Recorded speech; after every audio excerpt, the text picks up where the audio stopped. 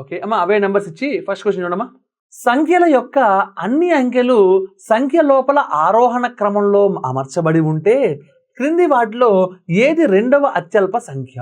ఓకేనా, రైట్. వాడు ఏమన్నాడమ్మా, సో ఇచ్చింది సంఖ్యలు ఉన్నాయి కదా, ఈ సంఖ్యల యొక్క అన్ని అంకెలని సంఖ్య లోపల ఆరోహణ క్రమంలో రాయాలి. అంటే ఏంటో తెలుసా సార్, ఇక్కడ 358 ఉంది కదా, దీన్ని ఈ నెంబర్లోనే మళ్ళీ అసెండింగ్ ఆర్డర్లో రాయాలి. అంటే 358ని అలాగే రాసుకోవాలి. అవునా, దీన్ని కూడా ఆరోహణ క్రమంలో రాస్తే ఏమవుతుందో చూద్దాం ఒకసారి. ఓకేనా, 523ని కూడా ఆరోహణ క్రమంలో రాస్తే బుడ్డోడు 2, తర్వాత 3, తర్వాత 5.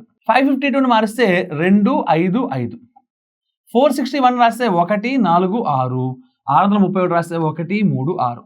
ఓకే, మార్చే అమర్చబడి ఉంటే క్రింది వాటిలో ఏది రెండవ అత్యల్ప సంఖ్య? అతి పెద్దది కాదే, అతి చిన్నది. ఓకే, ఇప్పుడు వీళ్ళందరిలో కూడా బుడ్డోడు ఎవడు? వీడు అందరికన్నా బుడ్డోడు. నీకు బుడ్డోడు కావాలా, సెకండ్ బుడ్డోడు కావాలా? రెండవ అత్యల్ప సంఖ్య. అంటే ఎవరు కావాలమ్మా? 146. అవునా కాదా? అంటే ఎన్నో అక్షరం 146 అంటే దాని ఒరిజినల్ నెంబర్ ఏంటి? 461. మన ఆన్సర్ ఏం పెట్టాలంటే 461 పెట్టాలి. ఓకేనా my dear boys and girls?